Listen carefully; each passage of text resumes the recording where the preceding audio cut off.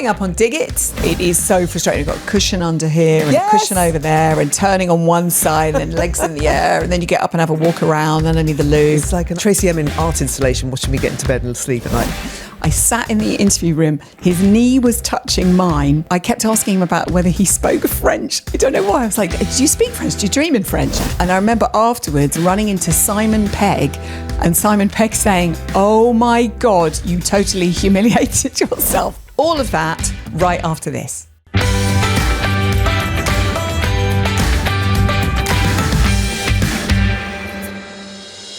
Hi, happy Monday morning. How you doing? You survived the weekend? Happy Monday morning. Yeah, just about survived the weekend. What are we calling this? Our Monday edition, Joe, of Dig It.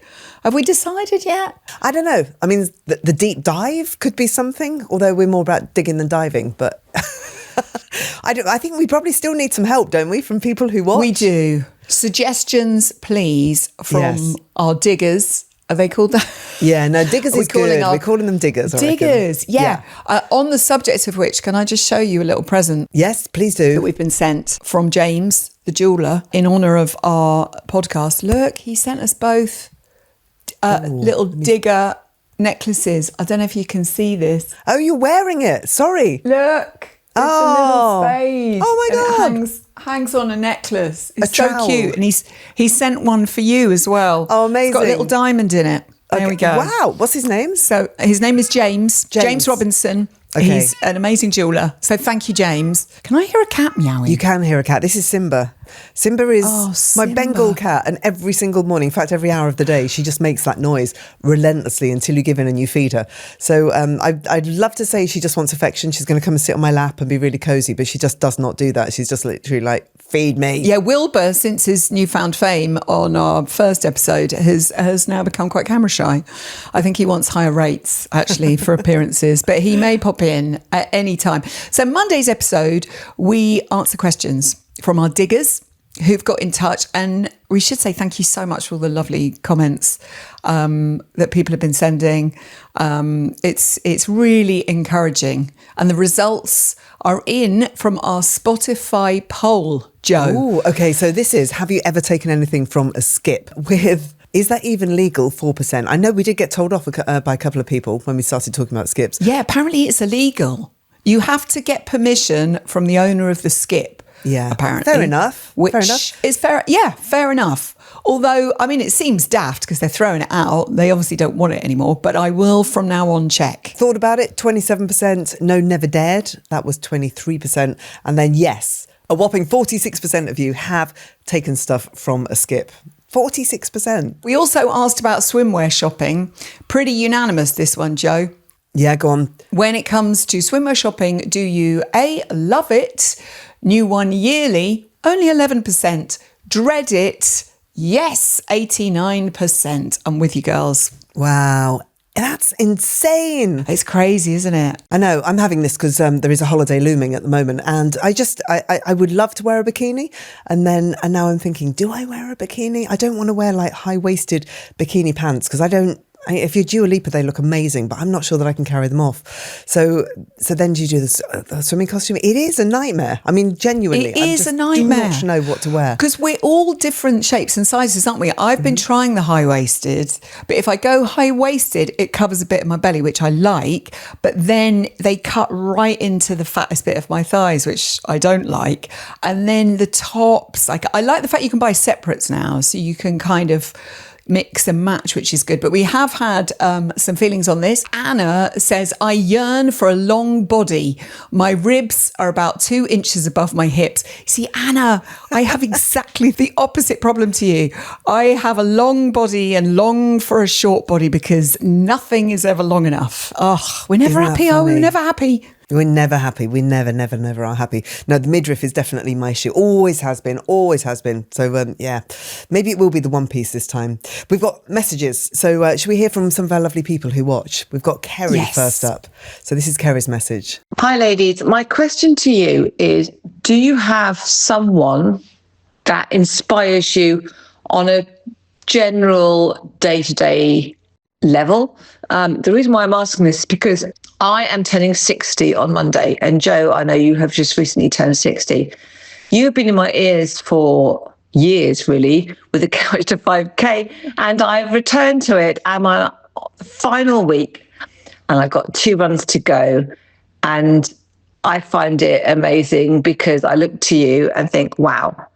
And also, Zoe, you're a big wow to me because I know of you. You're from Brighton like me, and I know that you're incredibly generous with your time and energy for our local community. So is there anyone that you can think of that comes to mind that might have that for you? Thank you. Firstly, what a lovely message. And happy birthday, Kerry. 60. Woo! 60 and sexy. Kerry, I don't feel any different from how I felt 2 weeks ago. So so far, so good. It's going to be all right. And I'm really pleased that, congratulations doing the Couch to 5K is such a great app because you don't have to be some kind of sporting legend, but you can just get active and it makes you feel an awful lot better. So Kerry, well done. Congratulations. And who inspires? Do you know what? My mum inspires because my mum, she turned 80 last week. So we were celebrating her birthday and she still goes to the gym. She on a Monday morning or a Tuesday morning, I'll get a call and she'll be toddling away into the gym, and her body is not in a good way. She has arthritis and she's in so much pain all the time, and she struggles on, and she knows that if she goes to the gym it'll make her feel a little bit better. I think it gives her a break from my dad, if I'm completely and utterly honest, which I'm sure that's probably why she goes, but she's doing everything she can to still be active, to be fit, to keep on going, and she's always worked really, really hard, and I think she's just, she's my role model. She's the person who has inspired me all the way through in that whole looking out for other people. You mentioned about Zoe being generous and kind, and she absolutely is that. And my mum used to be a postmistress in the little village where they live, and she was always that person who would go the extra mile, who would take the sugar round to old Mrs. Clifton, who lived around the corner, because she couldn't get to the shop, out of hours when the shop was closed. So I learned a lot from my mum and dad about just going the extra mile, and my mum is my role model, I reckon. Oh, that's so good. Do you know what? It's my mum's birthday this week, and I've been feeling all those feelings of, the grief's creeping in. It's really tough. But do you know what? My mum was exactly the same. She was always there to help other people. And I think us kids, her kids, we've all been inspired to she always had a smile on her face. She always had time for other people. She went through some really tough stuff in her life. So yeah, I think our parents definitely. And my kids inspire me. Do you know, they are so smart. And their dad and I always say, despite us, they're really smart. They're really sorted. They're so fantastically inquisitive and kind and full of energy. And when you sort of look and think, okay, well, we might have made a mess of certain things, but we did something right. And I think also their grandparents have inspired them. And also, I must say, my brothers are pretty brilliant. They're really funny. They work so hard to raise their families and stuff. And also my girlfriends. I could not do without my girlfriends. My girlfriends are there for me when we're in the lowest of the low moments and the funniest moments. And they're always there at the end of the phone. I think, I feel very grateful to be surrounded by a good crew, and a good crew who will definitely put me in my place if I ever get above my station, which can happen sometimes. we can be selfish and self-centered and a bit, it can be a complete prat sometimes. And your girlfriends are definitely there to go, oi, you get a grip, reality, positivity. Yeah. Yeah. I can hear seagulls in the background. Can I just say, as you're talking, I'm kind of bewitched and beguiled by the seagulls. I know, they are so rowdy. I feel like I'm by the seaside. It's nice. Cats and seagulls, we're surrounded. Should we have another question? Hi Zoe, hi Joe. Congratulations on the podcast. It's fantastic so far, even though we're only a couple of episodes in. I feel like I've grown up with you both. I've recently turned 40. So this is just a natural progression that you two get your heads together and get on a podcast and give people of our generation exactly what they want. So my question, it's not related to that at all, but you both have been in the industry for so long. You've got to experience so much. I'm just curious, do either of you still get starstruck? And if so, who was the last person and why? Blimey. Brian, lovely to have you listening. By the way, youngster, 40-year-old, any age, welcome on this pod, by the way. We love it, all ages. Well, Joe. Yes. Starstruck. Yeah. Who has made you the most starstruck? I think it's because our job is music related. Mine has always been music related in particular. So we have spoken to an awful lot of people, from the likes of Snoop Dogg to, I remember interviewing Eminem and Dr. Dre once, and that was horrible. So I interviewed Eminem when he was very, very young, and he was very shy, and very polite, kept calling me ma'am all the time, and was really, really sweet and humble. And then a couple of years later, he came back on the show again, but with Dr. Dre, and the fame had happened, and he was just his other creature altogether. And they were so playful with me, can I just say? They made me feel like so tiny and so stupid, and it was a really unpleasant experience. I did not enjoy that. No. So in the world of music, that was something that stands out. But I think when it comes to being starstruck, it's people outside of music that really get to me. So, Monty Don is the Monty person Don. that whenever I get to Every interview him, time. I'm like, oh my God, I don't want Monty to think I'm stupid. I must really sound like I know what I'm talking about. And, really, I really hope he thinks I'm cool. Chances are he doesn't at all. But yeah, people who are like legends, icons in their field. So Monty of the gardening world, Dame Mary Berry. You just want her to like you as well. That's what it all comes down to. When you're talking about being starstruck, it's just wanting people to respect and to like you and not think you're a complete idiot. So I'd put Monty up there. I'd put Mary Berry up there as well. And Will Ferrell. I interviewed Will Ferrell, and for some reason I've just loved him all my life so much, and he's made me laugh so much that when he came on the show, I really, really, really wanted him to like me as well. So so inevitably you don't speak normally, do you? You interview these people. You'd have a normal conversation with Paul Weller, but can you speak to Mary Berry without tripping over your words and saying something stupid? No, you cannot. Doing the breakfast show really helped me because it was like exercise. There were people there every other day. I was like, oh my goodness me. So, and they'd come thick and fast, like Tom Cruise, Pedro Pascal, who I completely adore. Funny people are always wonderful. I think there was one time when I had to interview Robert De Niro with Al Pacino, and I had a menopause hot flush. My glasses were sliding down my nose, and I was like, just pull yourself together, just pull yourself together.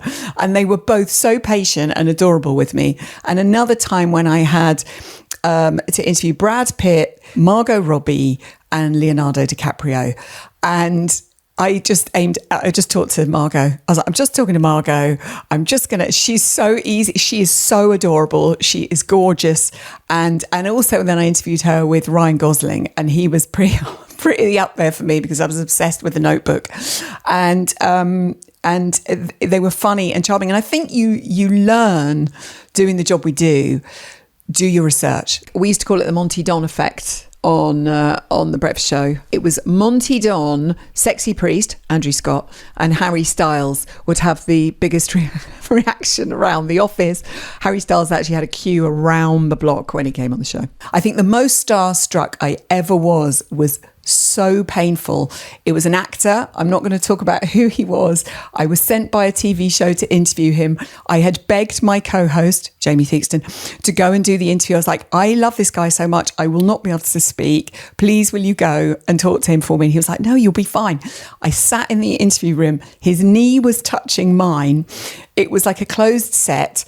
And I started on the wrong foot, and then I kept asking him about whether he spoke French. I don't know why. I was like, do you speak French? Do you dream in French? And he's like, no, I don't speak French. And it was so painful. And I remember afterwards running into Simon Pegg, and Simon Pegg saying, oh my God, you totally humiliated yourself in front of blank, blank.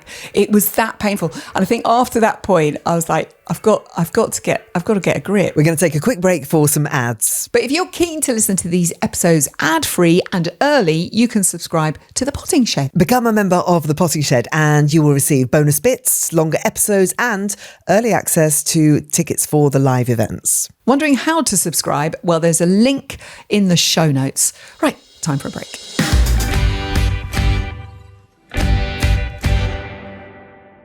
This episode of Dig It is sponsored by 8 Sleep. Right, can we talk about actual life-changing tech for a second? Are we going to talk about 8 Sleep? Yes, 8 Sleep's new Pod 5. So this is a smart mattress cover that fits right onto your bed, and it automatically cools or it warms each side throughout the night. So if Joe wants it Arctic and I want it warm and cosy, there's no arguments, Joe. Oh, just call us Morecambe and Wise. It's amazing. Yeah, It I uses sensors and AI to track how you sleep, your heart rate, breathing, even if you snore, Zoe. I do snore. Yes, I do. And if you do snore, like me, it gently adjusts your position. I mean, wow. Plus, the new Pod blanket, it does exactly the same thing, all over temperature control on top of the bed. If you're feeling the heat at night, literally or hormonally, this could be a game changer. Head to 8sleep.com/digit and use the code DIGIT to get up to £350 off the Pod 5 Ultra. Trust us, your future self will thank you. This episode of Dig It is sponsored by Ancient and Brave.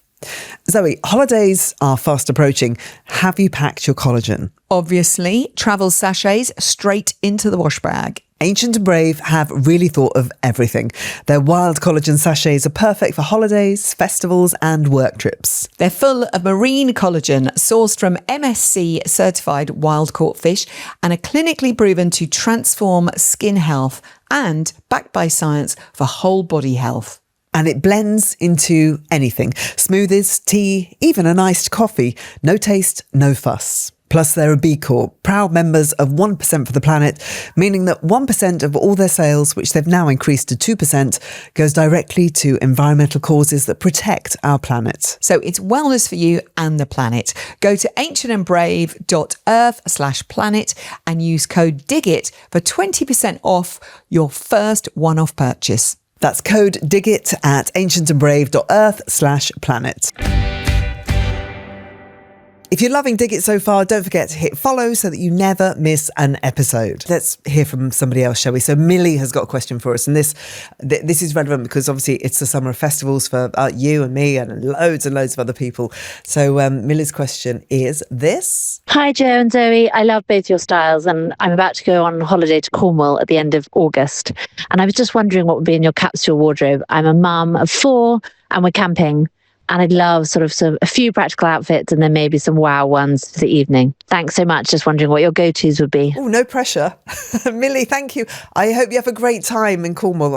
It's a holiday that we've done a lot with the 4 kids. And so I know, oh my God, that packing nightmare. Packing is my single most, I hate packing. I have a really busy head. I can't make decisions. Like I find packing, if you're like doing something like, if you're going skiing, I find it easier because you've got equipment, you need it, and you know in the evening you just want to be comfy and you don't wear that much other than your ski gear. That's fine.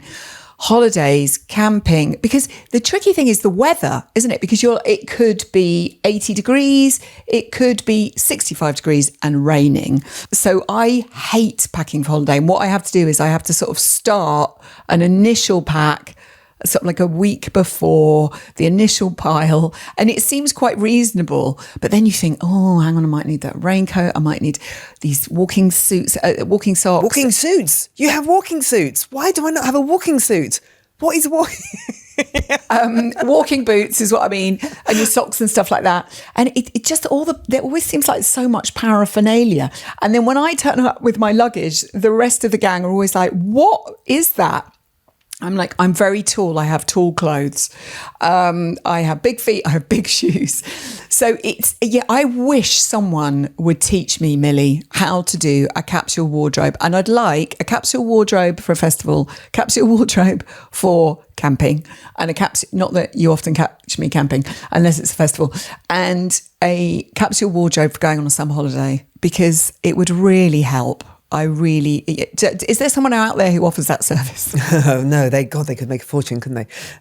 But I would say, so what you need, if you're going to Cornwall or you're going camping or somewhere like that, you need the thing that you cover up when you come out of the sea. So it's one of those, either a dry robe or one of the toweling robes that you wear, just so that, because that covers all bases. So you need that absolutely, because you can wear that going down into the sea, you can wear it when you come out, you can wear it when you go to the supermarket to get your supplies, whatever. You can actually wear that out, so that's fine. You need a really nice few floaty dresses or short skirts, and then a big jumper. That you need to be warm. You need a vest top or a camisole. I really quite like a camisole. So you have floaty dress, floaty skirt or short skirt, shorts. I mean, I'm saying all this. I just wear shorts when I go on holiday. What am I on about? I'm deluding everybody and myself.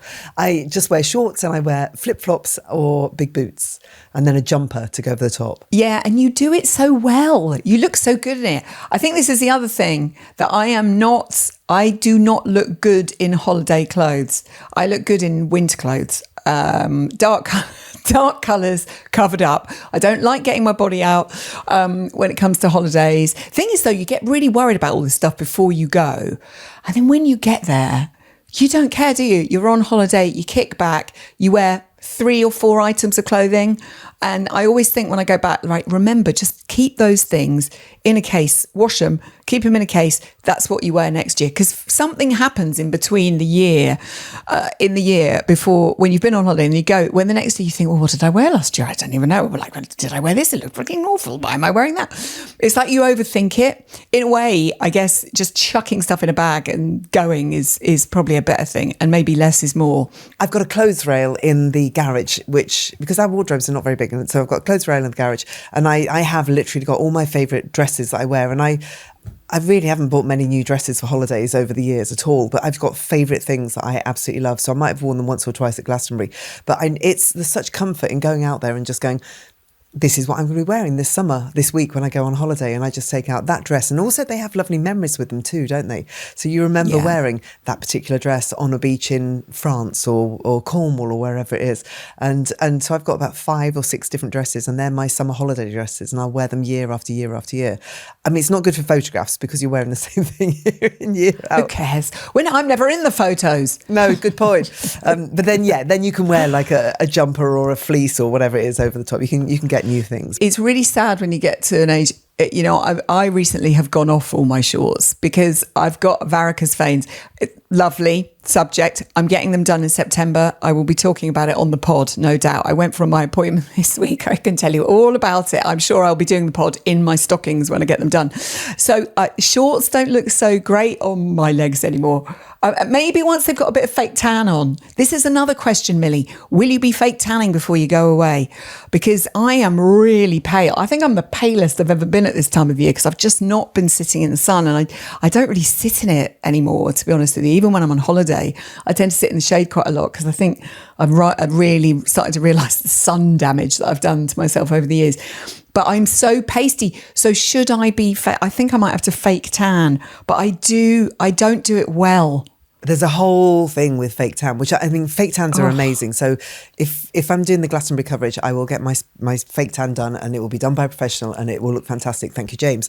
But if but the thing that I have discovered is you have your fake tan, and what it does is it attaches itself to the sun damage that you've done over the years. So any of those age spots, any of those dark spots that you've got on your body, they become darker when you put fake tan on, and that's been a whole revelation. I'm like, oh no, this is ridiculous. So actually, it's possibly better not to have a fake tan, because if I do that, I just look like I've got measles or chickenpox, because the dark age spots are even darker, and they just the attention gets drawn to them.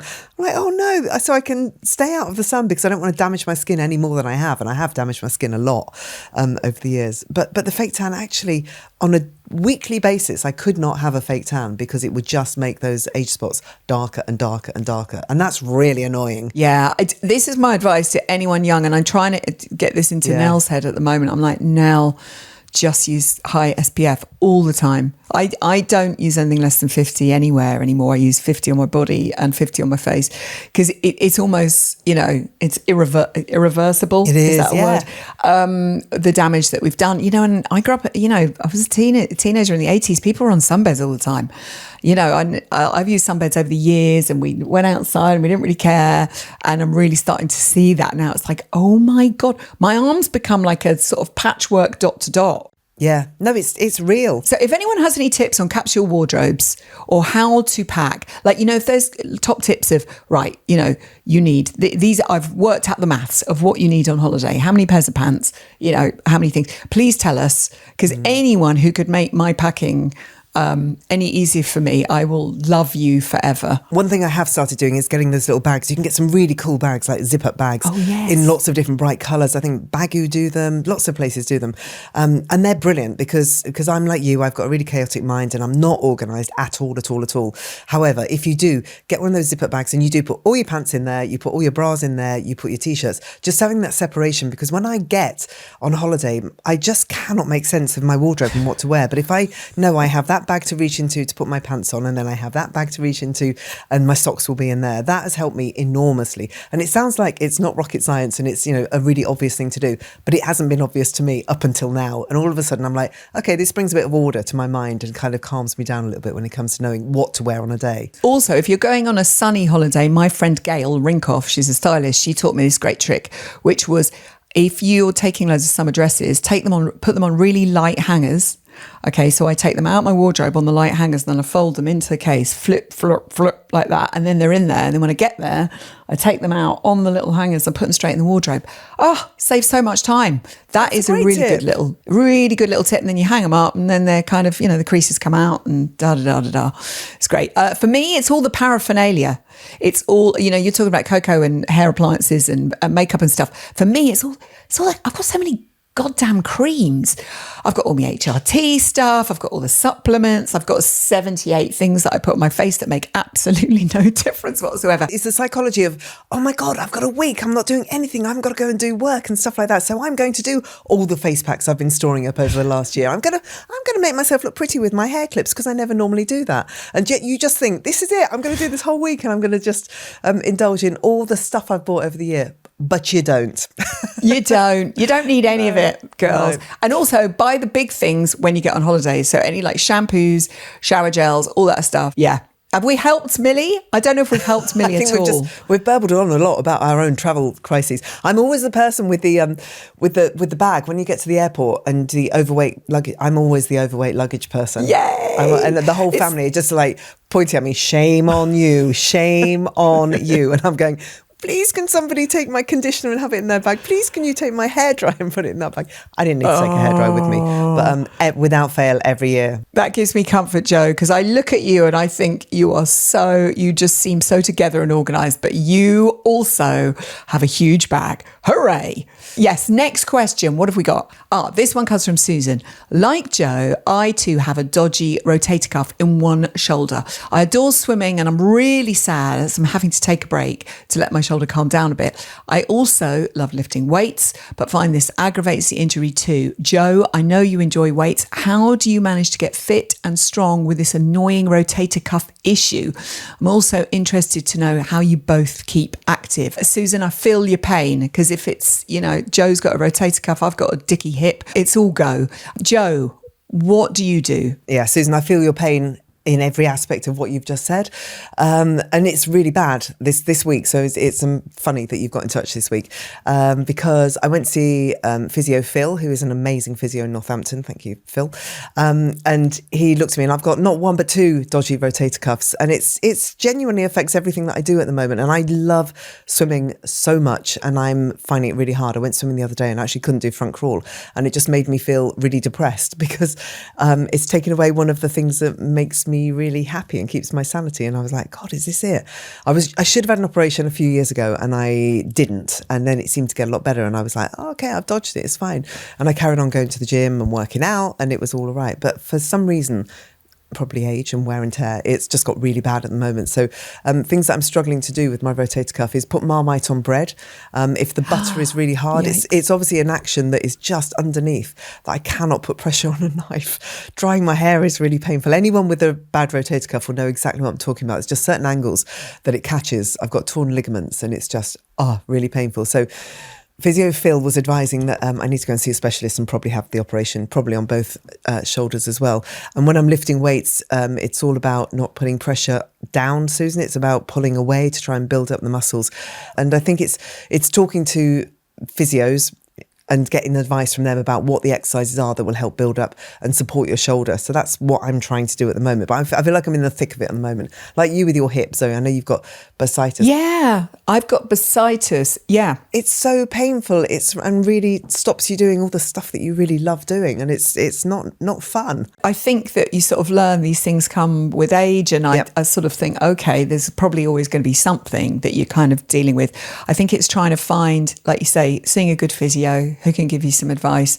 I'm actually going to go and get an MRI on my hip because it got a little better with physio from the lovely Jill, and then it seems to just be getting worse and worse. And walking to the station is one of the hardest things. Isn't that ridiculous? Sleeping at night, it's so painful. It's always niggling. But I didn't do any exercise for a while, and then everything was turning to flab. It's like I've got to do something, because also exercise helps with the endorphins, which keeps me happy. I think it's that thing, isn't it? You just need people to give you quite good advice. Yeah. Because stopping completely is not really an option. I know you've got to rest certain areas, but it's so frustrating because for so many reasons we do need the exercise. And I wonder whether these are just things that we're going to have to adapt to. It makes me laugh when I get up from doing this podcast from this sofa where I'm sitting with my legs crossed, like this, which I probably shouldn't do anyway. Jill's always like, both feet on the floor, sit up straight. Sorry, Jill. But it's that thing when I get up or I get out of the car. Sometimes it's sort of like a 7 movement thing of like like a freaking robot that's not been oiled. Oh, it's rotten, isn't it? I think you need to do it to take action now, because looking at my parents who are really like stiff and struggling to move around, it's like, okay, so you have to make the decision now. My dad should have had a knee replacement like years and years ago, and it's too late now. He went to the hospital and they were like, you should have done that. And so he's just shuffling around and can barely walk. So it's kind of, I was probably being a coward by not having an operation and not dealing with my rotator cuff a few years ago, and I probably should have had it done then. So now I've got to make myself do that. But it's definitely, if you're an active person, things just wear out, don't they? They really do. So they do wear out. Sleep is really, when you get interrupted really sleep because you just cannot get comfortable. It's so debilitating. No, it is so frustrating. You've got a cushion under here and a cushion over there and turning on one side and then legs in the air, and then you get up and have a walk around and I need the loo. I'm so with you with the cushions. It's the number of cushions I need to sleep at night are ridiculous. Between the knees, under the arm, around the neck, under the belly, everything, literally. It's like a Tracy Emin art installation watching me get into bed and sleep at night. But Susan, I think ultimately what we're saying is we feel your pain, and probably the best thing to do is to go and see a physio and then get advice from them about the muscles you need to build up, how you can support, and what kind of action you need to take, because that's what we're both doing right now. And I think when you get to a different age, a certain age, it's just you just need to take care of yourself, but with professional help. Well, that was fun. I think we covered a lot of ground there, Joe. Thank you for all your questions. Keep them coming in, and anything you want to share on things that we've discussed, we'd love to spread the word. Joe, have a good week. I'll see you Wednesday. Yep, see you then. Bye.